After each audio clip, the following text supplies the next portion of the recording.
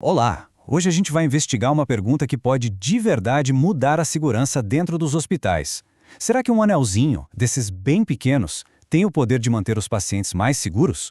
Vamos ver o que um estudo super interessante descobriu sobre isso. Para começar, vamos pensar numa situação real, numa enfermaria de hospital com toda aquela movimentação de quanto em quanto tempo um paciente tem seus sinais vitais conferidos pela equipe. A resposta, olha, pode surpreender bastante.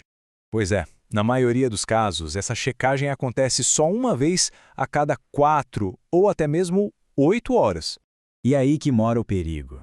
Nesse intervalo, que é bem grande, a condição de alguém pode piorar, e ninguém percebe. São os chamados pontos cegos de monitoramento. É um risco enorme, ainda mais com as equipes médicas quase sempre sobrecarregadas. É exatamente aqui que a tecnologia aparece como uma possível solução. Um anel inteligente que fica ali no dedo do paciente, medindo a pressão e o oxigênio sem parar. A ideia é justamente essa, acabar com esses pontos cegos.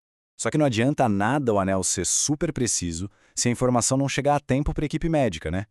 A grande questão é, será que essa tecnologia realmente aguenta o tranco no ambiente, digamos, caótico de um hospital de verdade? Bom, para tirar a prova, os pesquisadores foram para campo. Eles colocaram esses anéis em 128 pacientes que tinham acabado de sair de cirurgias, para testar o sistema na prática, no meio do dia a dia hospitalar. E o teste foi rigoroso, viu? Eles seguiram todo o caminho da informação, do anel no dedo do paciente, passando por Bluetooth para um aparelhinho no quarto, depois pela rede Wi-Fi do hospital, até finalmente chegar no servidor central. Cada etapa desse percurso tinha que ser rápida e à prova de falhas. A primeira métrica que eles avaliaram foi a latência de transmissão. É um nome técnico, mas dá para a gente chamar de velocidade dos dados. Basicamente, é o tempo que a informação leva para sair do anel e chegar lá no servidor. Simples assim. A segunda foi a taxa de aquisição de sinal, ou SAR. Pensa nela como a completude dos dados, ou seja, de todas as medições que o anel tentou enviar, quantas realmente chegaram completinhas no destino. Era um teste de confiabilidade do sistema. Então, juntando essas duas coisas, a velocidade e a confiabilidade, a pergunta era uma só. Os dados chegavam rápido e sem falhas o bastante para serem úteis na prática? Para de fato ajudar a equipe médica? E os resultados? Bom, para a pressão arterial, o tempo médio foi de 7,23 minutos. A meta estabelecida era de menos de 10 minutos, ou seja, cheque, ponto pro anel. Agora, para os níveis de oxigênio, que é um dado que precisa chegar ainda mais rápido, o resultado foi melhor ainda, 4,35 minutos. A meta era abaixo de 5, missão mais do que cumprida. E a confiabilidade? Lembra a completude dos dados? Ficou acima de 90% para as duas leituras.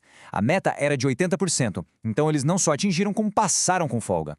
Esse slide aqui é o resumo da ópera.